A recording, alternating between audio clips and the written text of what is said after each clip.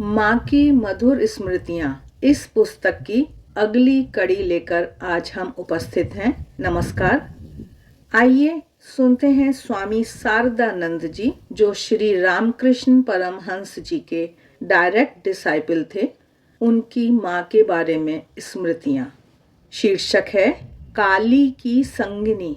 स्वामी शारदानंद जी कह रहे हैं कि श्री श्री माँ शारदा देवी को माँ काली का पहला दर्शन जयराम बाटी से दक्षिणेश्वर आते समय तारकेश्वर के पास सड़क के किनारे स्थित एक धर्मशाला में हुआ था।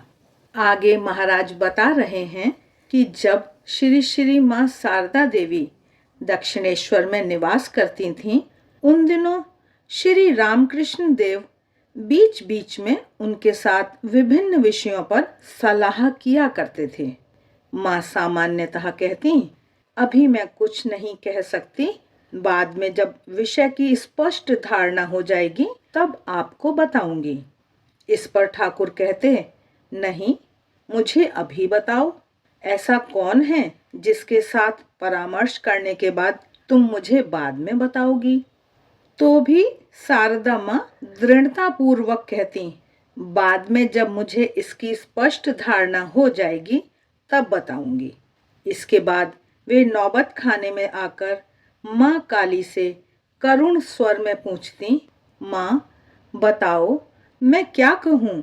इसके फलस्वरूप उनके मन में उस विषय की धारणा स्पष्ट हो उठती और तब वे उसे ठाकुर को सूचित कर देती।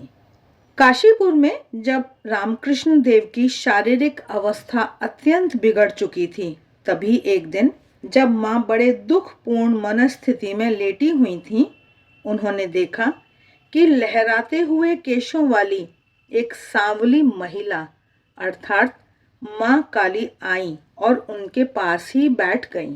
श्री श्री माँ बोली, ओह, तो यह तुम हो?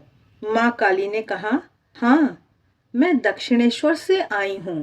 थोड़ी देर तक दोनों के बीच बातें होने के बाद श्री श्री माँ ने देखा कि सांवली महिला की गर्दन एक ओर झुकी हुई है। माँ ने पूछा, तुम्हारा गला और सिर एक ओर झुका हुआ क्यों है? माँ काली ने उत्तर दिया, गले में घाव के कारण। श्री श्री माँ विस्मित होकर बोली, कैसी विचित्र बात है, उनके गले में भी घाव हुआ है, अर्थात श्री रामकृष्ण देव के, और तुम्हारे गले में भी? माँ काली ने कहा, हाँ। इस प्रकार माँ काली ने श्री श्री माँ के मन में यह बात बैठा दी कि माँ काली और श्री रामकृष्ण देव एक हैं, अभिन्न हैं।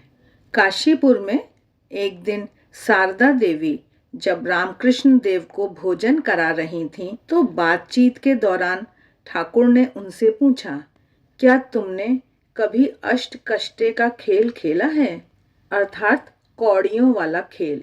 माँ ने कहा, नहीं।